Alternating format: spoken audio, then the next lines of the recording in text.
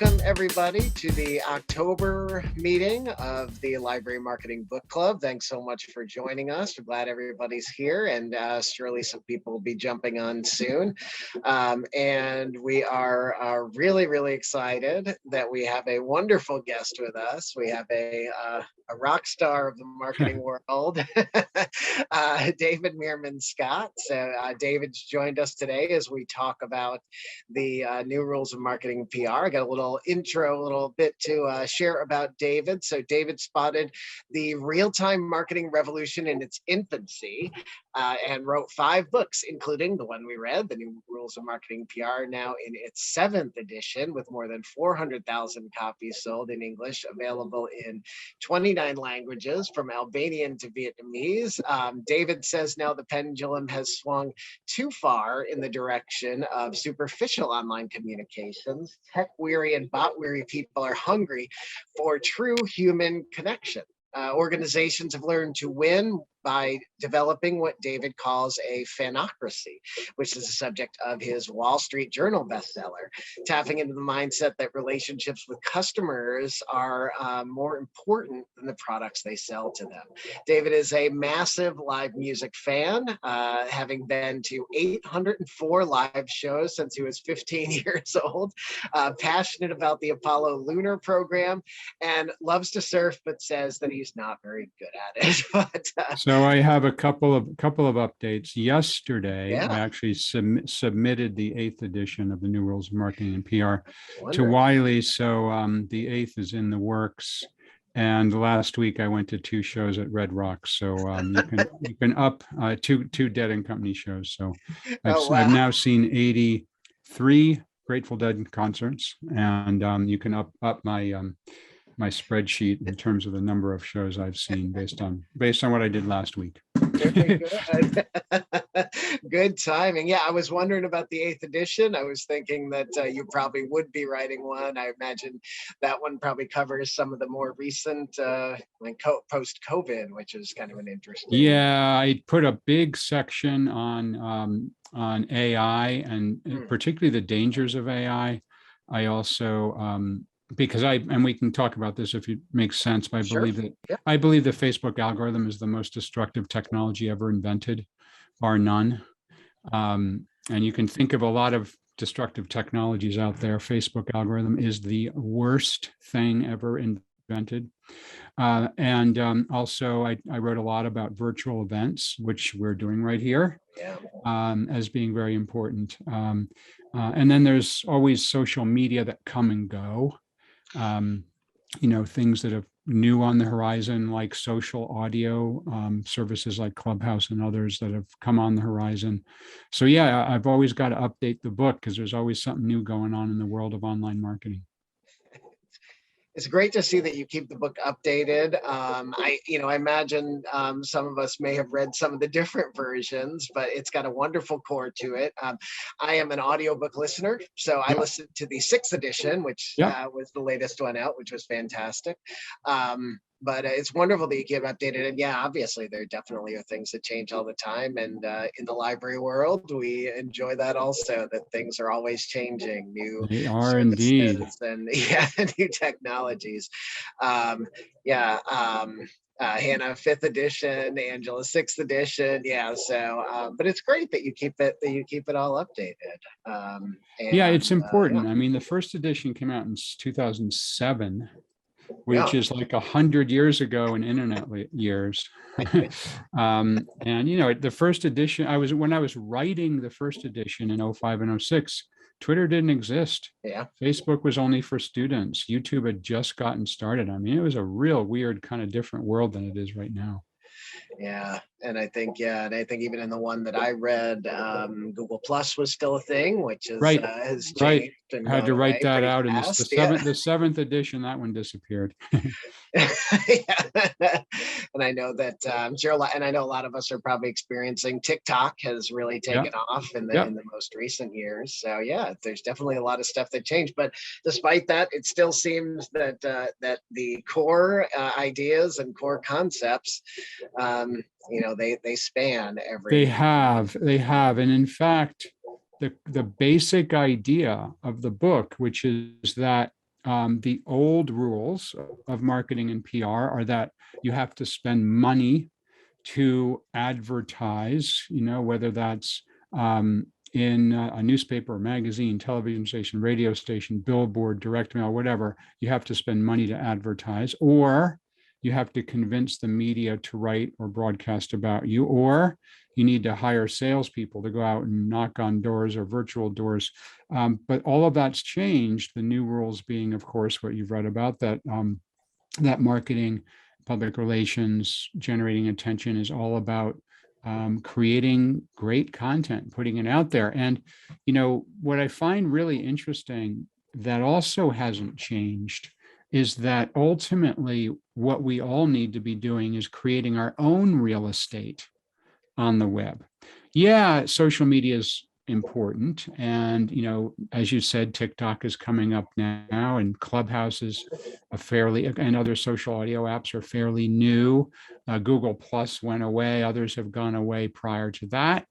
But if you have your own presence, whether that's in the form of a blog or in the form of a podcast or a video channel or some other combination of those sorts of things, and most libraries have websites, of course, that serves for many organizations as a very important kind of home base.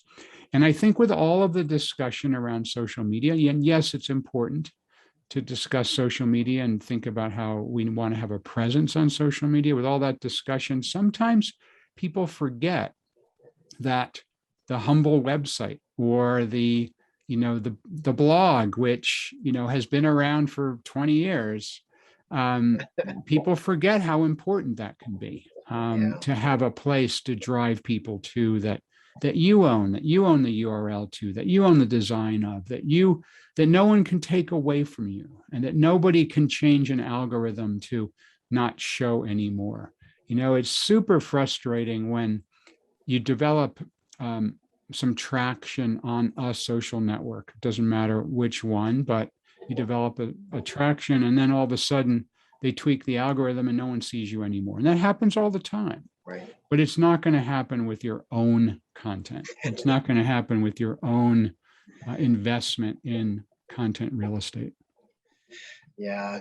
No, it's very true, and we all experienced that recently with the Facebook outage. Of course, I mean, with Right. Facebook and Instagram being out, I hope that we were all pretty successful in maintaining our messages, but certainly a lot of companies weren't. A lot of It was companies a tough time for some companies. Yeah, and that says a lot about this idea of advertising, because a lot of organizations have invested ridiculous amounts of money in advertising on the social networks, whether that's Facebook or Instagram or other apps. And, you can see very clearly that when you advertise, that's like renting your marketing. It's like you're renting a house rather than owning a house. You're renting a building rather than owning a building. And every penny you pay is not building an asset. It's just going right out the door. And if all of a sudden rates go up, then you've got to pay more. If all of a sudden the site goes down, you have nothing. So yeah, it's very important to be thinking about how we can reach people and what those different options are, and really, begin to make intelligent choices. I shouldn't say begin to, because we all have made intelligent choices over the years, but think very carefully about where we put those efforts in and how we spend our very limited resources. And think about how, some of this stuff can be totally free, and how you can leverage your own creativity and ability to write or create other types of content and get it out there. Yeah, definitely. I saw a message in the chat from Hannah. Hannah, you said that it helps you prioritize your tasks. Can you explain a little bit more about that? Yeah, I think when I'm feeling really overwhelmed and it's like, okay, what do I do first? Write this thing, post on social media. It's like, even though social media seems like the most external thing that people are going to notice if it goes away. It reminds me that actually updating our blog, keeping those owned assets are more important if I've got to start picking and choosing. Yeah, I would tend to agree with that, but I also think it's super important to recognize that if you are updating your blog, that you can repurpose that content, which I'm a huge fan of the idea of repurposing content. So whenever I write a blog post, for example, the blog post goes out. I did a blog post today, for example. Then I create a LinkedIn post from the blog post, and I've managed to hack the LinkedIn algorithm such that I have a pretty good idea of what works there. And it's fairly similar to the other social networks, although I know a bit more about LinkedIn than the other algorithms. And basically with LinkedIn, you do not want to have an external link, because if there's an external, and this is true of all social networks, but when there's an external link, the social networks don't like to share that with people because they don't want somebody to click through and go outside of their own network. They want everything to happen inside of their own network. It's like a group, think of it as a group of islands. Facebook is an island, and LinkedIn is an island, and Google is an island, and they don't like pushing people to other islands, your own blog being an island. And so number one, you don't want to have a link in a LinkedIn post. Number two, we've learned through a bunch of trial and error that about 200 to 300 words is ideal. 3 hashtags is ideal, not 4, not 2. Sort of interesting. It's very, very important to get as much traction in the first hour and in the first 24 hours. So LinkedIn gives points in their algorithm for various things that happen. A like is typically, and these point values are not publicized, so we don't know exactly what they are for sure, but a like you can assume is roughly 1 point, a share is a point, but they love comments. It's like 10 points for a comment. So what that means is that if you share something on LinkedIn, if you post something on LinkedIn, there's 200 to 300 words, no outbound link. And then you want to get a couple of comments in there within the first hour, because what that does is it then tells LinkedIn that this is a post that's interesting. And then LinkedIn is likely to share it with more people. Now, I believe the other social networks are fairly similar, although I haven't done as extensive sort of a research around the other social networks, but I believe them to be quite similar. So what does that mean? It means that if you can figure out ways to get comments in the first hour and also in the first 24 hours, but especially the first hour, that LinkedIn will show your post to more people. So typically, when you first do a post on LinkedIn, and again, I think this is the same with other social networks, but if you first do a post on LinkedIn, the algorithm will show it to about 1% of your followers. So if you have 1,000 followers on LinkedIn, 10 people will see it. And if there is some engagement, if somebody comments on it, they'll show it to 10 or 20, they'll show it to a few more percent, 3 or 4 more percent, 5% more, 10% more. And all of a sudden, like in my case, I've got about 20,000 followers on LinkedIn. They'll show it to a couple of hundred people initially. If I get a couple of comments, I'll see all of a sudden my numbers jump up that 1,000 or 2,000 people have seen it. If I get 10 or 20 or 30 comments and I look at my stats, I've seen that 5 or 10,000 people have seen my post. So whatever you can do to get those comments going fairly quickly is pretty important. So what I might suggest to this group, if you're not doing it already, could be that you have kind of a comment circle that you create. And when one of you creates a post somewhere, and I believe Facebook works the same way, Instagram works the same way, but when you create a post somewhere, share with this group, and then others in this group can jump in and comment. And then if you get those comments in the first hour or first 24 hours, LinkedIn, Facebook, whichever social network will then show that to more people. And all of a sudden that will increase the number of people who are engaged with your material.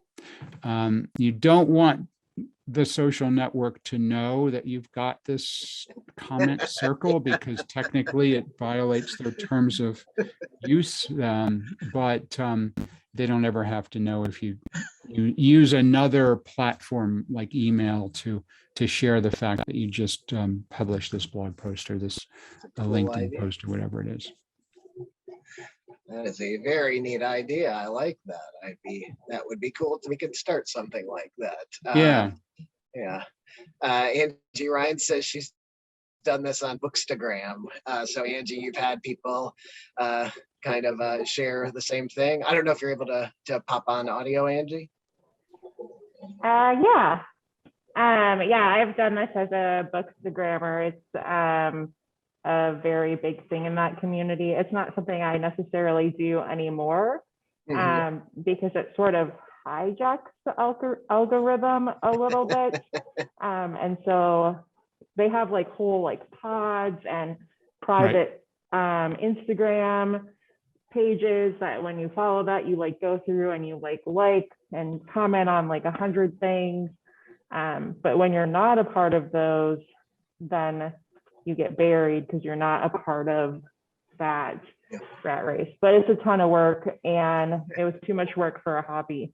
So yeah, I think when it gets to the point where it feels like a scheme, or that it feels like there's actually not any value there, you're just clicking on something because someone else will click on yours, that the value is greatly diminished, and I think it devolves into essentially spam. But what I'm describing is a little different. This group is obviously like-minded, and if there's a post that goes out that might be interesting to the group, that you should push that out right away, because if somebody comments on it right away, that's valuable.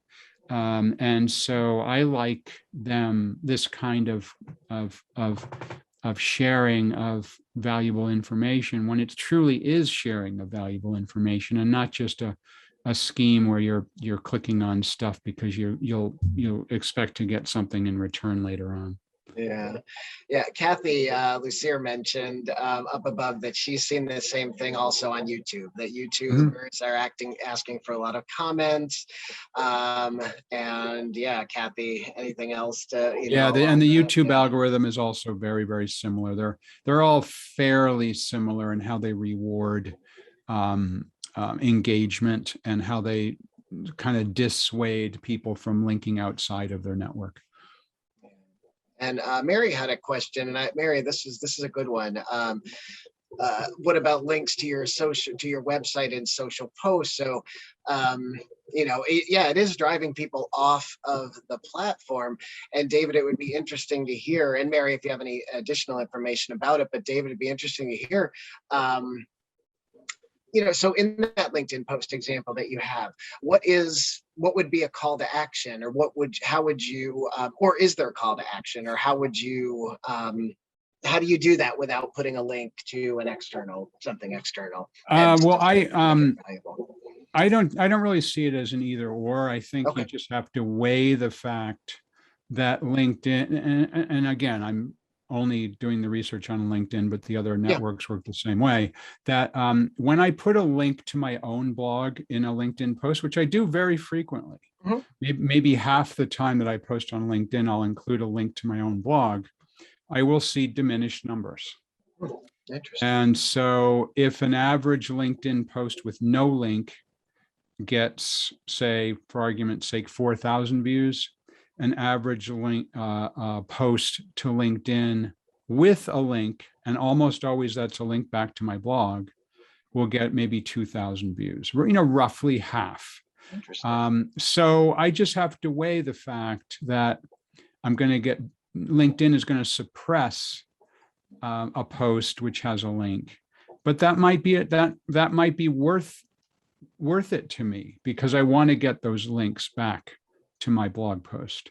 Same thing is true with Twitter, and I'll very often will link from a tweet to a post because obviously Twitter only gives you a very limited number of characters, and if you want to say anything long form, and certainly everyone in this group knows a shitload, excuse my language, about long form content, that that you've got to link back somewhere because you can't really say much in a sentence or two on Twitter. So but I definitely see if I put a little pithy quote with no link in Twitter, that it tends to get more reaction than if I have a pithy quote with a link to my blog in Twitter, and it's just a matter of weighing that. But I do both personally, and both are important to me, and both are strategies that are worth pursuing. Yeah, because I would believe in the ones where you don't have the link or don't have the click. That is where you're providing that content that is educating people, and that's building that credibility and trust. However, it's very important, very, very important to make sure that there is a link to your blog or website, whatever's important to you, in your bio. So on Twitter, you get a section where you can put your URL. In LinkedIn and Facebook and Instagram, everybody offers you a link back to your stuff. Just make sure that's pointing to the right place. For some people, that could be to the library homepage, and others, it could be to a blog, the library blog, or it could be to some other type of content. So definitely think through where that link points, because if people are engaging with your Twitter feed, for example, and think, wow, this person or this organization is pretty interesting. Who are they? Oh, here's a link, click. You want that to go to the most appropriate place. It's very good. And anybody else on the line, if you have questions or anything, jump on in. Throw something in the chat. And yeah, just in general, if anybody has any feedback about the book, I'm sure it'd be great to talk about that, or any questions for David. I do have some more here. Kathy, you were asking about spelling out your website, which I know, David, you talk about. So what about that in there? Like, Jack's Public Library space DOT space ORG. Is that a trick that you can use, David, to get around the link back to the blog, or link back to the website? Sure, of course, you can put a link like that in, absolutely, as a way to get around the actual hyperlink. That can be something that you can do. But I think generally, if you're creating things that are interesting inside a social network, at some point, people will be eager to see what's going on in your original content and will want to get there. And I think it can be sort of a little spammy if you're always in every single post trying to figure out sneaky ways to get people to go back. It's also possible to create your own hashtag.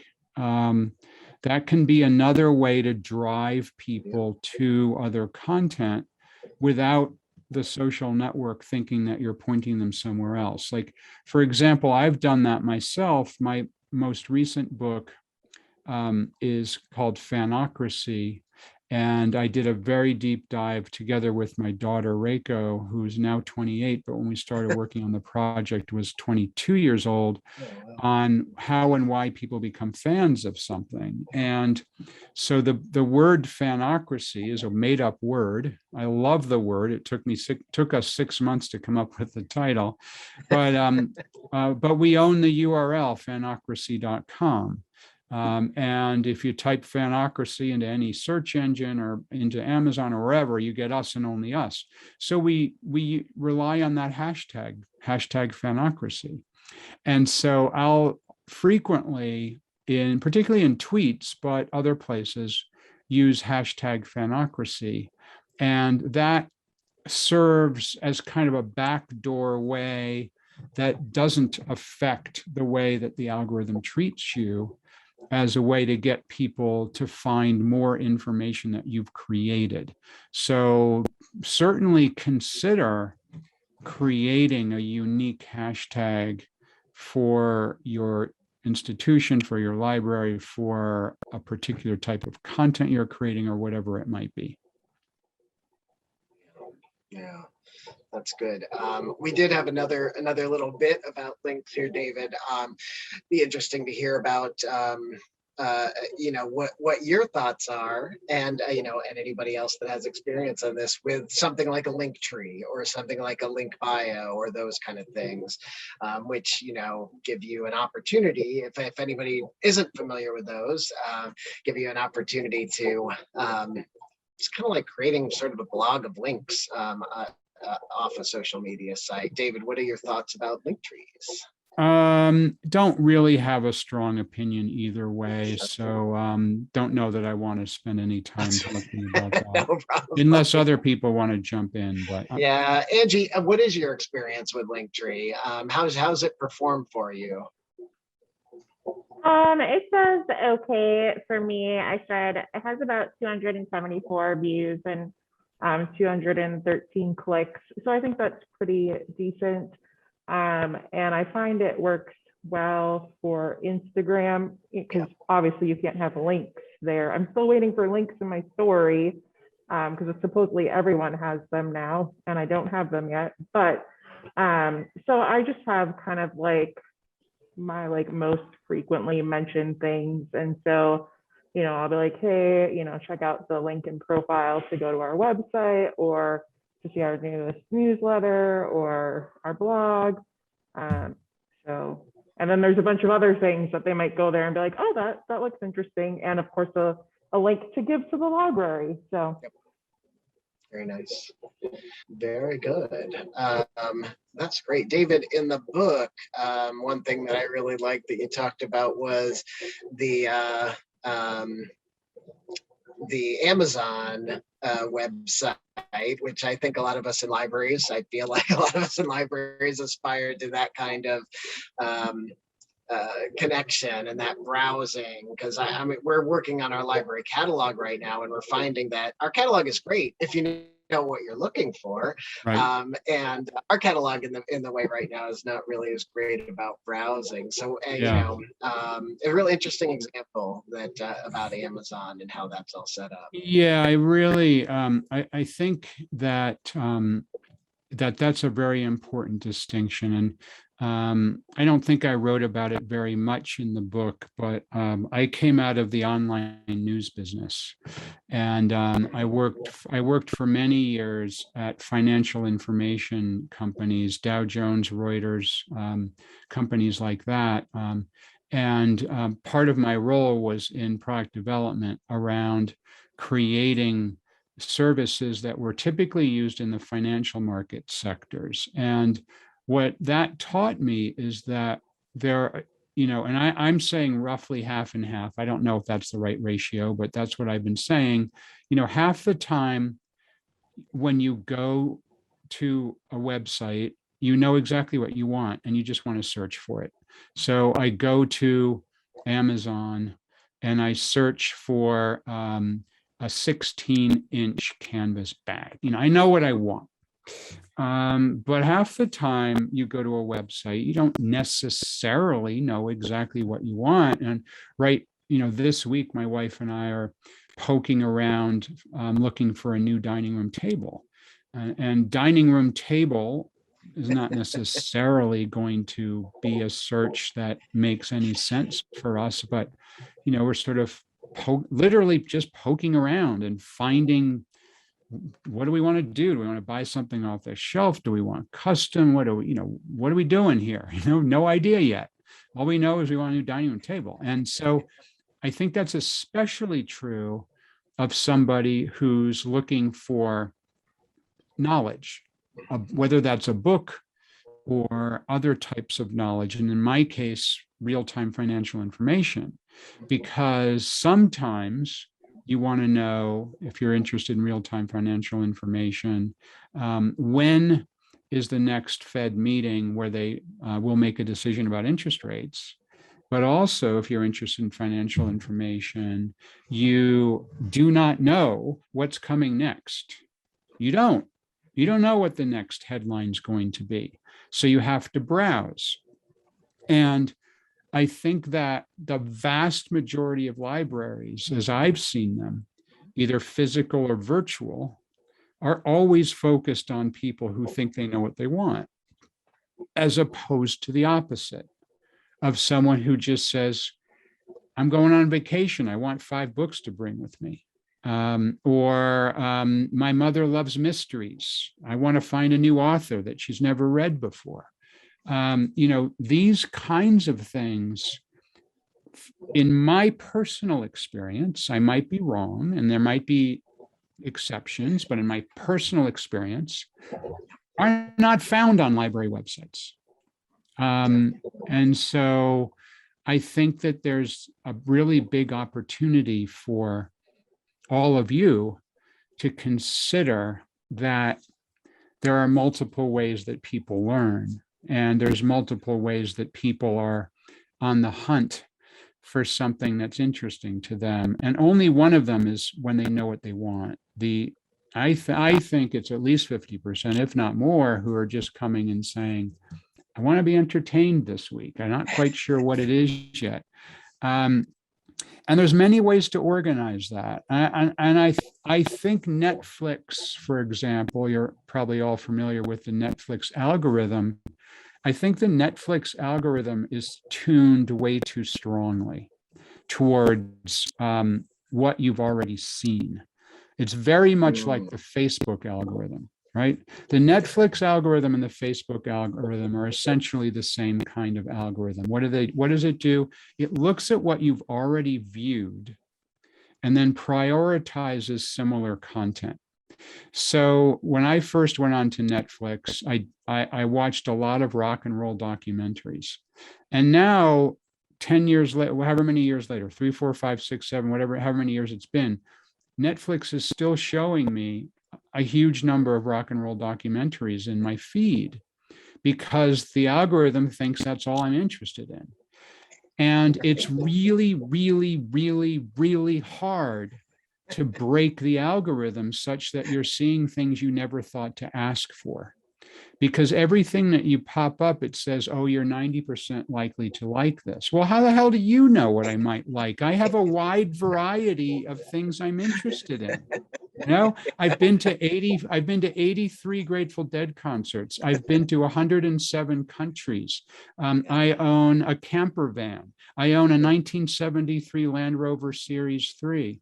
I have vintage wristwatches. I have one of the world's best collection of artifacts from the Apollo lunar program. I have a wide variety of interests. I love to surf. How can that algorithm decide that the only thing I want is to watch rock and roll documentaries? And so I think that your challenges when you're creating websites are, don't lock people into only search, and don't use algorithms such that you lock them into what they've already seen. But how can you optimize for serendipity? How can you optimize for showing people things they never thought to ask? And part of that is your brain power. Part of it is your recommendations, your personal recommendations, or the rest of the staff or customers. Could you have a customer council where every month there's someone on the council who recommends a book, and then those are somehow presented? I'm making this up. You probably know way more about this than I do, but how can you show serendipity? And that's a huge challenge for any organization, to how you can optimize for serendipity. Netflix sucks at it. Facebook is terrible at it. And so how can libraries be good at it? It seems like TikTok might have something going for it. Yeah, Their the algorithm way their pretty algorithm interesting. TikTok algorithms works in a very different way than the Facebook Yeah. algorithm, and I would argue that's one of the reasons why it's successful. Yeah. Yeah, it's working really well. Well, David, we've got you for a few more minutes here. Just checking to see if I had any other questions or anything on the chat. Yeah, I can TikTok go till 10 to algorithm. the hour if you Okay, need. that's great. What if anybody else has any questions or anything else, yeah, optimize for serendipity. That's very cool. And then I imagine that somebody's catch who this was. Maybe it's Kathy. Oh no, Donna. Bugs about the Netflix algorithm is then two people watching together, and that's also something that it's not. Oh great. yeah, right. Two people watching together, it's can be super interesting to see how the algorithm absolutely 100% fails in showing the thing that bugs me is, bias. the lock and key will show up on his profile as, and described as dark and edgy and then lock and key shows up on my profile as teens. And like the description and the static image and everything are completely different, even though it's the same program. That just drives me nuts. It's so interesting. I mean, clearly it works for them in the way that many people binge watch, but I don't binge watch. I probably on Netflix 2 or 3 times a month. And I don't know, many times I go to Netflix not knowing what I want, but they surface the same damn crap to me every single time. Yeah, it's very interesting. David, what can we look for next, or what do you have that's going on hot? Obviously, Fanocracy is something we definitely want to get on. Yeah, and what's interesting about Fanocracy is that my daughter and I did a very, very deep dive into what builds fans. So what builds fans for the obvious things like a rock band or an author or a sports team, but also what builds fans of organizations, nonprofits, government agencies, B2B companies, libraries. And one of the things that was most interesting to us, which was very surprising, we had never thought we would see this coming, is that the importance of passion. We learned that passion is infectious. People are attracted to those who have passion. And so what I'd like to suggest is that the more passion you can show for what you do, for libraries, for books, for other types of information, for helping people to learn, all the things that you all do so well, the more passion you can share around that, and the more passion you can show among people who love the library and what you're doing, that's infectious. And it was a very surprising thing we learned as we were doing this research. And so many people or organizations don't let their passions come through. And it's super important to do so. The more you can do that, the more, I believe, the more successful you become. And we found a number of examples of that. So don't be afraid to show your passion. And one of the reasons why I talk about the things I love is because people are attracted to passions, even if they don't share those passions. You may hate the Grateful Dead, but the fact that I love the Grateful Dead and have seen them 83 times, you go, okay, well, I get that guy's got some weird stuff going on, but he's passionate. And you remember it, as opposed to someone who's just by the books, all business, I'm just here to do my job. So passion is infectious. Very cool. David, the other thing we'd love to hear from you, if you have one, is we always are looking for ways to grow our book list. So do you have a recommendation of a book that you really think is a real valuable one that we could all look to? I do, and it's very different from the ones you shared with me. Hey, great. And it's called How Music Works by David Byrne. David Byrne, of course, being the front man of the Talking Heads. And it's a book that came out in the original hardcover, I'm guessing about 10 years ago. There's a newer paperback edition. I have not read the paperback. I don't know how much different it is. But what's really fascinating to me about it, and why I think it might be interesting to you, is it's a very, very deep dive into the music business. And he starts out talking about how different types of music evolved based on the venue characteristics. So, the early venue for music was medieval churches. And medieval churches have this incredible resonance. And that was the reason that certain types of music in the Renaissance became popular, because they were effective in that particular type of venue. Then concert halls were built. After that, rock clubs were built. And so it's a really interesting look initially at venues equal the type of music that's created. He goes into a very deep dive about how he and his bands have created their music, a deep dive into the business itself of selling and marketing music, how to price music. And it's just really, really interesting. And the reason I'm suggesting it is it's tangential and in a sense parallel to books, authors, and I know many libraries have music as well, but to me, it's a very interesting, for me as an author, speaker, somebody who does much of the same things that a musician does. I don't create albums, but I write books. I don't do concerts, but I deliver speeches. And to me, that parallel is super interesting. And so you might find that book a little bit of a departure from the type of marketing books you're reading, but I think it's one that's worth considering. Has anybody read How Music Works by David Byrne? No, nobody in this group. I have not read it, but I'm sure my husband has. Okay. He's a musician, so okay. Like, cool. If it comes out, music books, music documentaries, he is right there all over it. Excellent. So he might have read it. Yeah, but I think the parallels are fascinating for what I do, and I think for what you do. Yeah, it's been interesting. That's a great suggestion, David. And it is interesting. We've had some, real, like this, real marketing focused books.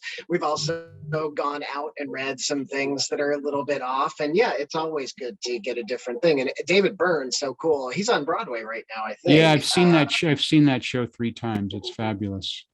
It's called David Byrne's American Utopia. Yeah. If you find yourself in New York, it's well worth the effort to go see that show.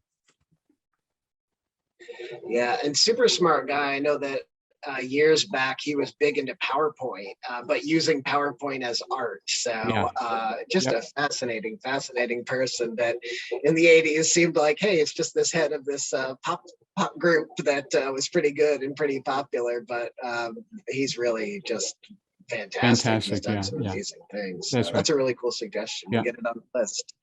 Yeah.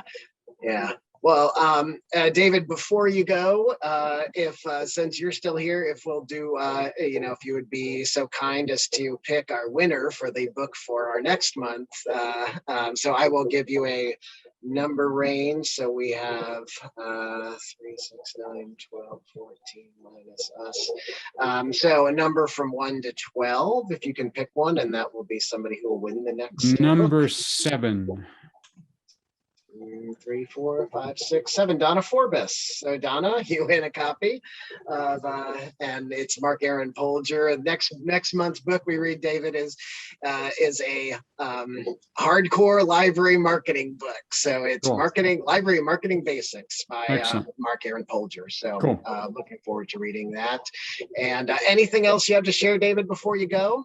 Appreciate you having me on. I'll finish up by saying what I said just a couple minutes ago. Passion is infectious. The more passionate you are about what you do, the more people appreciate what you do. Thank you so much, David. Wonderful. Thank you so much for taking the time to be with us today. My pleasure. And we'll look forward to seeing you online. Thanks so much. My pleasure. Thanks. Take care, everybody. Thanks, David. Bye. So, hey, pretty cool, huh? That's Well, pretty that was cool. cool. Um, Thanks, David. yeah, geez. That, I don't think I bought that one yet. which one? The Yeah, I don't Mark's think I got book? that one yet. I'll get a copy to you. It's available in ebook or hard copy. So whichever one, I will get that out to you. Any other thoughts, questions, ideas, reactions? What did y'all think, or any other thing about any good marketing things going on? What's happening? Angela, you have something? How many Oh, I of us just are saw going Angela to Hirsch. I the- just saw you were unmuted. No, I just cause. But how many of us are going to the Library Marketing Communications Conference next week? Yeah. Yeah, Me too. you guys are. Oh, Yay. yes. I'm Should be a excited. good one. Yeah, it should I be a wish we really were in good person. conference. Yeah, I know. Next year, I guess. Next year, like we've been saying for the past 2 years. Well, I want it to be in Indiana because then I can just drive over. Same. Yeah. Yeah. Same. Right, yeah. Listen, I went to a conference last week in Reno. Everyone had to be vaccinated. We all wore masks. I felt fine. And it was like 500 people in a room. So Yeah. I felt fine about it. I think if there's for me, if there's a vaccine mandate and or you have to have a negative COVID test, that's as much as you can do, really, at this point. Yeah, that's been the way And it's seeing going. people in the face is lovely. Yeah. Really. I know, because I remember last year's library marketing conference. It was great, and I'm sure it's going to be great again. But it's really funny how, since we all don't get to see each other very much, that the sessions happen, but then there's like a huge chat going on at the same time that you can get totally sucked away in. But Yeah. but yeah, We had that issue at Illinois Library Association conference 2 weeks ago. You know, by about the second or third session on the first day, everybody's asking in the chat, will this chat be saved? And all of a sudden, now they were going through feed loop, and it's like, okay, how do we have to save the chat too? So, so it delayed the posting of the recordings by about 4 days because they wanted to save the chat for everybody. Yeah, that's a good idea. It should be good. It should be a good conference. A lot of conferences going on now. If not strictly a marketing conference, though there are some marketing sessions right now. The Adobe Max conference is going on, and that is free. So I think tonight, if I remember correctly, there's a good marketing session. I want to say like 6 or 7 o'clock tonight, that there's a pretty good marketing session on there.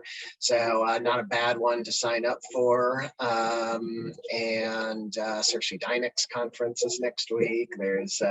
There's a bunch of other conferences going on. So yeah, good time to at least catch some online education. Yeah, anybody else have any marketing questions or thoughts about the book that you didn't want to share in front of David? Or I know some probably didn't get a chance to read the book. Hopefully, if you didn't, if you didn't get a chance to read the book, did this inspire you to read the book? Yeah, it's a very good book. It's a good book. It's a good listen. Yeah, the only thing, like you said right in the beginning, is marketing and social media changes so fast. It's like I quit buying marketing books because what I learned to get my degree was the base, and I just follow everything online if I can, because sorry, my birds are enjoying our conversation. Oh, that's good. So yeah, so it changes so fast. It's so hard to keep up. Yeah.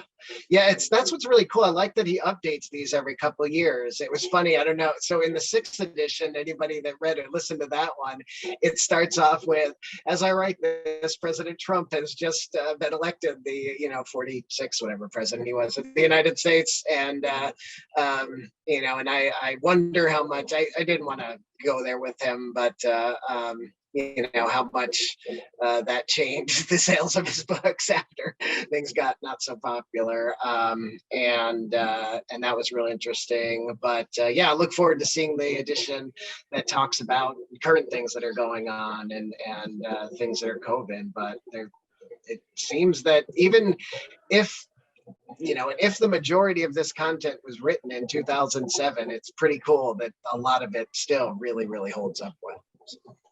Yeah, I think Lori makes a good point. I think that's a challenge right now, is things moving so fast. Angela and I were sharing some books, one of which was the Mark Aaron Polgar book, which you're reading for next time. Met him a couple of times. He's a really fun guy. And then the other book too, that Cordelia Anderson wrote, I think really highly of Cordelia. But something I shared with Angela was just that it must be so hard in a book format to be talking about marketing. Oh, did she just show it? Yeah, she just showed him. Yeah, and then Lori's got one. I just mailed them to her. That's so funny. But it must be so hard to keep things current because, one thing that I love, and this will be embarrassing to Angela, but she does a lot of really great presentations, and she always has just the latest data regarding whatever it is around marketing and library promotions, library collections, everything that she's talking about. And people just hang on every word and they're always asking her, what are the latest stats for that? What are the latest, what's the latest information on what social channel is doing, or the algorithm, or whatever.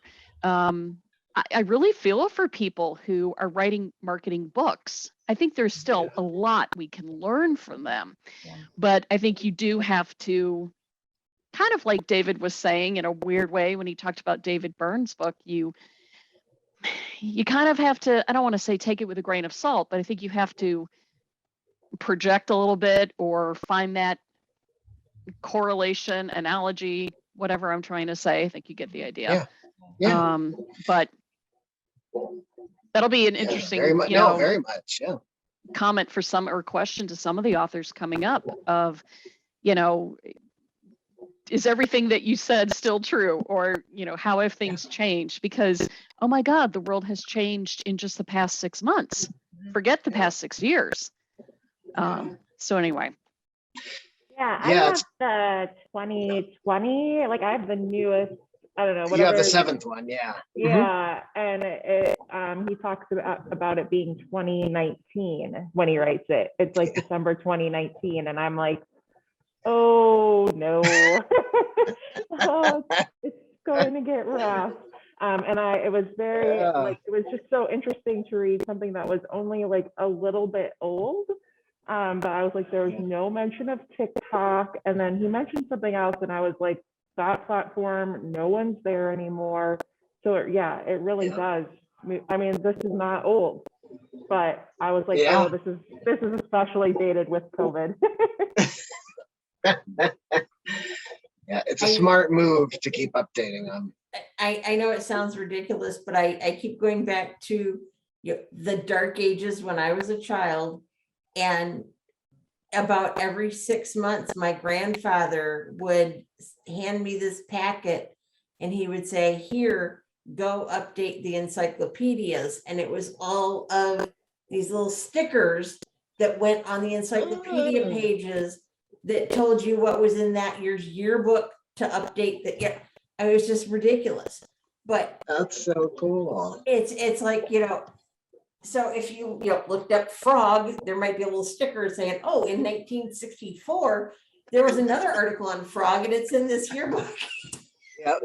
Yeah, we had the set of encyclopedias, and I remember seeing the yearbooks that, we had the one thing that was all the little yearbooks that were kind of analogous to the stickers that were updating the little things. You almost need something like that It's like, well, yeah, here's my book, but if you go to the website, you're gonna get the updates for this, for whatever is happening this week. Yeah. Yeah. And you see a lot of that, for sure. I mean, I know that there's been like, Sally Hogshead, her book that we read was one that she had just updated. Another one that I would like to, catch somewhere along would be Joe Polizzi's Content Inc., which he first wrote. And I know, yeah, Joe is, oh man.